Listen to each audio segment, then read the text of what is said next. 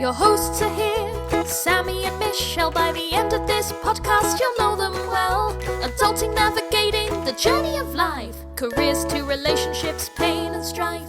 Put down the rule book, rethink the status quo.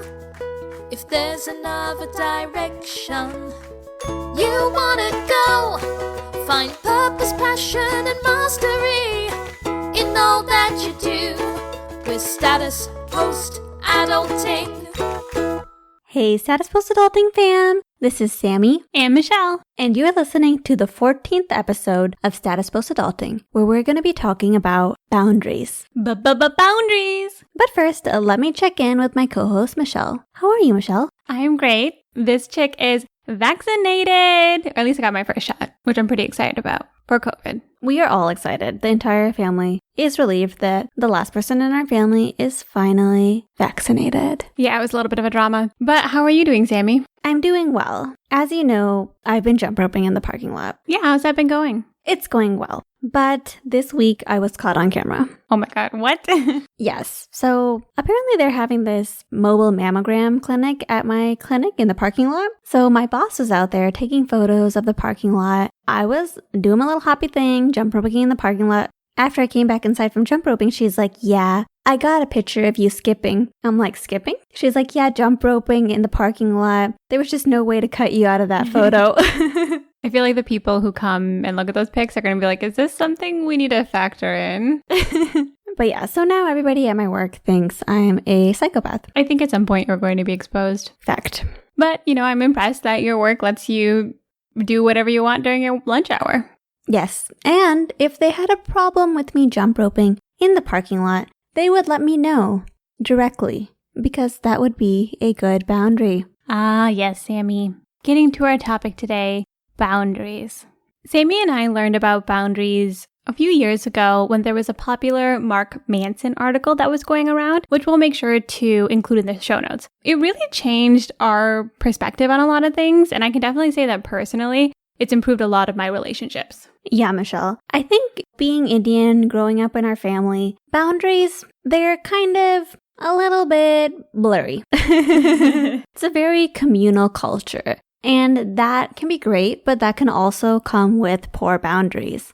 Yeah, I'm sure people can relate, Sammie. I don't know if it's just like having a family of a certain size or having a culture that's so interdependent. I mean, I don't know. I'm no anthropologist, but maybe there was some value to it. But there's definitely a lot of history, a lot of millions, if not billions of people that have terrible boundaries.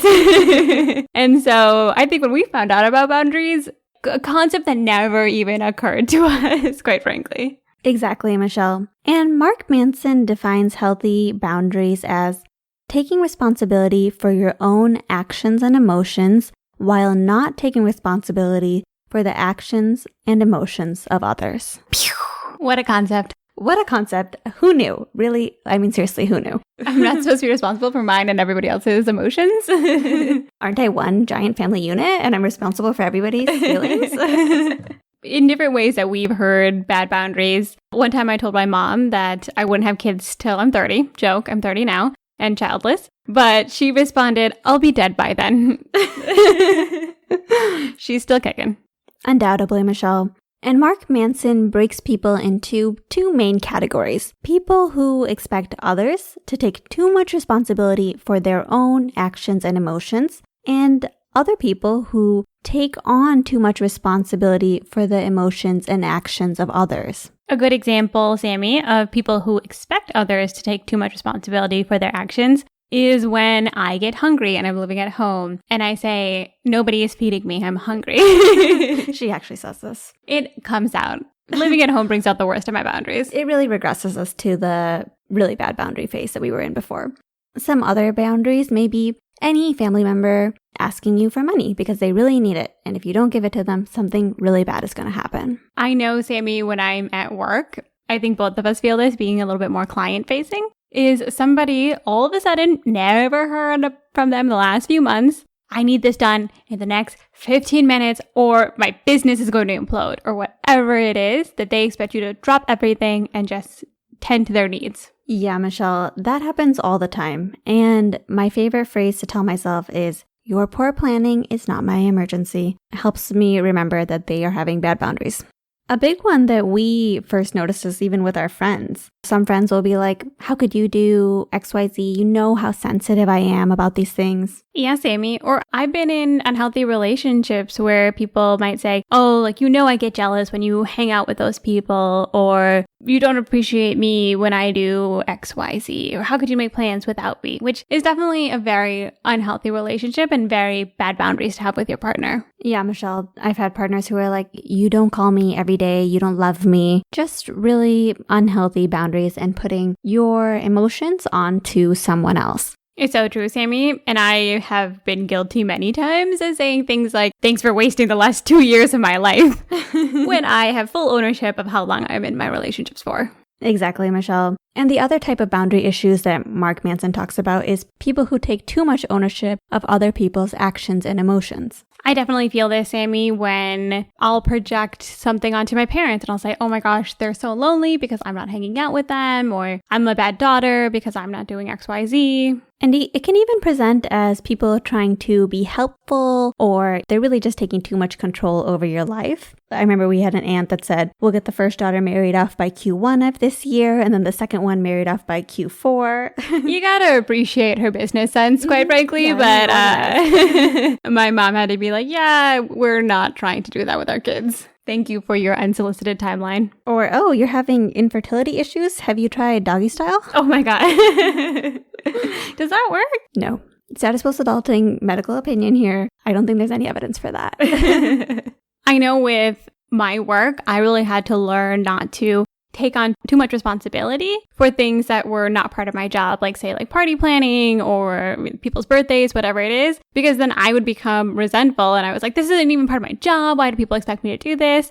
And that was definitely a bad boundary that I had within the workplace. One that I'm guilty of is friends asking for advice and me giving them tons of unsolicited advice for days. Articles, podcasts, it never stops. Quote unquote, asking for advice. Who knows if they really asked? I'm definitely guilty of that too. That all being said, Sammie and I are a lot better about our boundary issues because awareness is the first step to recovery. And while Mark Manson separates this into two types of people, I think for me, with different relationships, I can be guilty of both, where I'm either taking on too much responsibility or I'm projecting and making myself a victim and not taking enough ownership over the problems that I'm going through. That's so true, Michelle. And one thing about boundaries is, as kids, we learn to lay down boundaries so we're not going to get physically harmed in any way. And then boundaries kind of advance to you're laying down boundaries to get your needs met and not take on other people's responsibilities. And I really think they even progress further than that to creating a life with people who are on the same page as you, who foster you, and eliminating the things that really bring you down. By having good boundaries, you can really grow as a human, and people want to be around people who have good boundaries.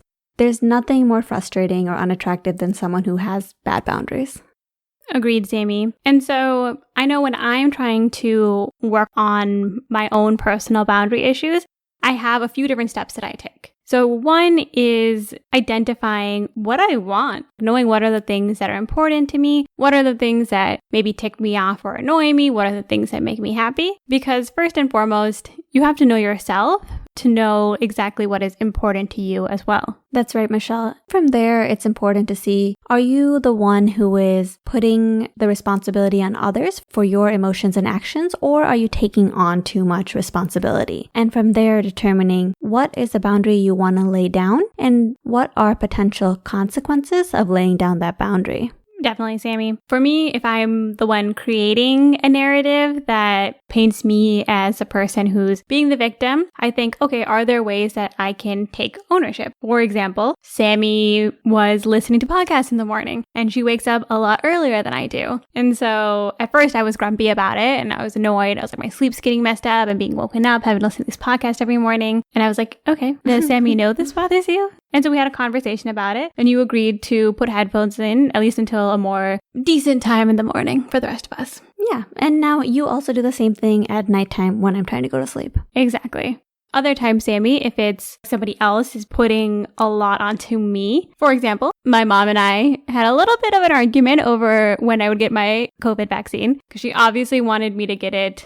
I think as soon as they rolled out the first one was her expectation. Be like Dr. Fauci and then me. We were arguing about it last week, but I talked to my mom and I said, hey, I know you want me to get the vaccine. Look, I'm going to aim to get it by this day, but please do not keep asking me about it because it just makes me want to get it less. And she agreed to that. She was very okay with that boundary. And I was actually able to get the vaccine the next day. So it worked out perfectly. That's a great example, Michelle. It kind of hints at something that's really important. And that is that people respond to your boundaries differently, and especially people who don't have good boundaries at baseline often respond really negatively to the boundaries that you lay down. And that might be a negative reaction that they get over after a few days, or sometimes that can even be a negative reaction that really puts a strain on the relationship.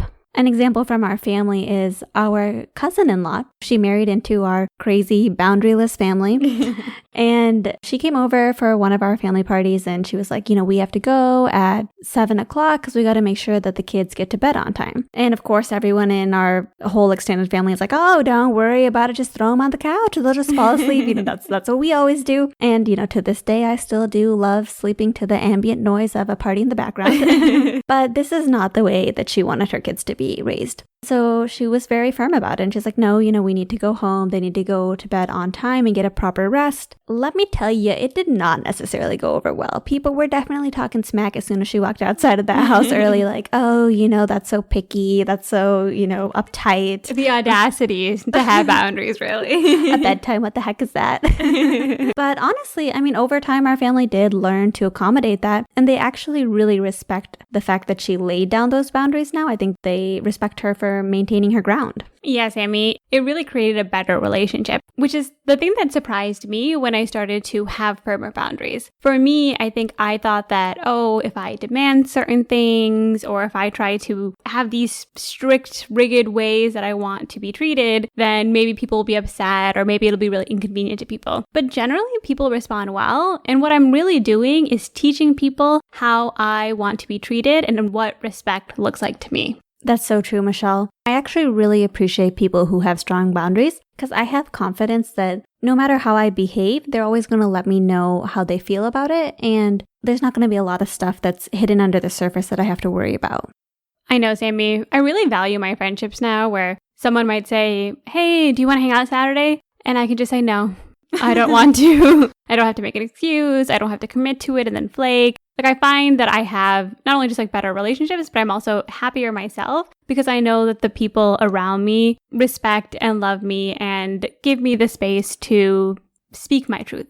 Exactly, Michelle. No is a full sentence. Preach, girl. When it comes to working on your boundaries, a lot of advice focuses on identifying your boundaries, making a list. And Sammie and I, in investigating different ways to do this, came across an NPR podcast, which we'll link to the show notes. And the suggestion was create a circle where you list everything that makes you feel seen, supported, and heard. And on the outside, put anything that is a distractor or anything that doesn't make you feel seen, supported, and heard. We decided to try this exercise because we didn't really know where it would go. And I think both of us were pretty surprised at the results. To be honest, Michelle, I was a little unsure about this exercise because it seemed a bit vague, but I really learned a lot about you and me and our boundaries, and I love it so much that I want to post it so that I can always remember what makes you feel seen and heard. Love you, Sam. Love you, Michelle. So for me, in my seen, supported, heard circle, I found that most of the things that I wrote reflected me having positive people around me who help me grow. And in the distracts from being seen, supported, and heard outside part of the circle, I found that it was mainly either people who in some way feel negative about others or themselves, or people with a very different value system than me. Sammie, I found it interesting that on the outside of your circle, a lot of it was archetypes in your head of people who you feel like are your distractors or examples of those types. As for me, I noticed that inside my circle, it was a lot of little things that I realized I appreciate that people do. Small gifts, when you bring me a chocolate, when my friends remember my birthday or a work anniversary, little things like that really mean a lot to me. Or if they remember my obscure food allergies, whatever it is, those are things that actually warm my heart. A lot of the things on the outside of my circle, kind of the opposite, obviously, people who I feel like don't listen to me, interrupt me, and also like criticize like anything about me, my clothes, my attitudes, whatever it is. Those are things that I find to be distractors. Having these things listed out helps you understand, okay, if this is what I like and this is what I don't like, I'm starting to understand what my standards are when it comes to what I expect when people are approaching me or who want to be a part of my life. In particular, Michelle, I found this exercise pointed out how, though we have a lot of similarities in what we value, there are also differences in what people need to feel like their boundaries are being maintained. We're sisters, we know each other, and there's still differences that we don't expect. So when you think about people like strangers or your friends, you really have to indicate to them what your boundaries are and ask them what their boundaries are to get a good sense of what's going to make them feel seen, heard, and supported. That's so true, Sammie. The truth is a lot of times we think that the things that we like are also what other people like. What's important to us is important to other people. But understanding not only your own boundaries, but the boundaries of the people around you helps you know how you can support them and create a meaningful relationship together. Additionally, Michelle, I really found that this exercise really points out how boundaries evolve. They start off like, don't physically harm me, and really basic things that we all want. And then they move into things that are really specific to us and really specific to our authentic selves. And by learning how to be more in tune with ourselves and teach others about ourselves, we can be our most fulfilled selves.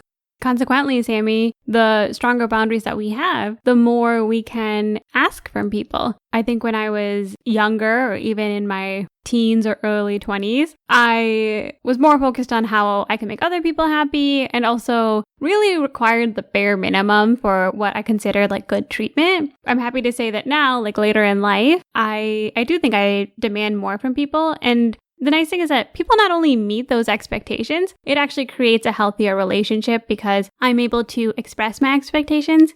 People can either meet those expectations, negotiate those expectations with me, or sometimes you just realize that you're two people who your expectations don't match. Exactly, Michelle. And it doesn't mean that anybody's right or wrong or anybody's a bad person. We're all on different journeys, and we all just need to find the people who align to us most.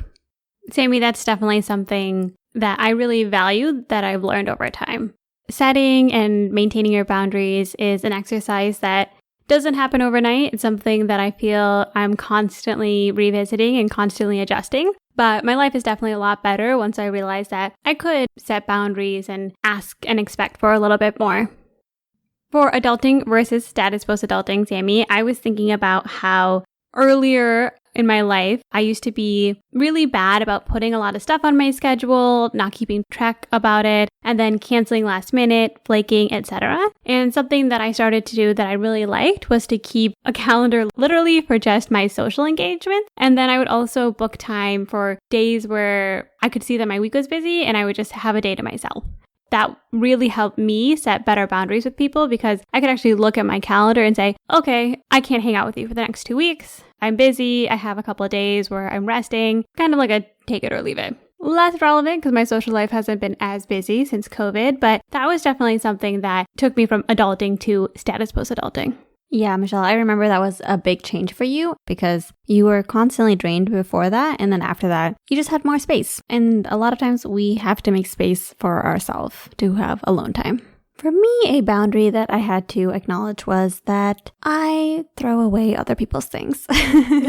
And especially, moving in with my parents, I really had to be like, hey, my space is this bedroom, and outside that space is not an area that I can control. I can happily clean it sometimes if that brings me joy, which it does, but throwing away or getting rid of other people's things and secretly taking them to Goodwill, that is wrong. And I do not do that anymore.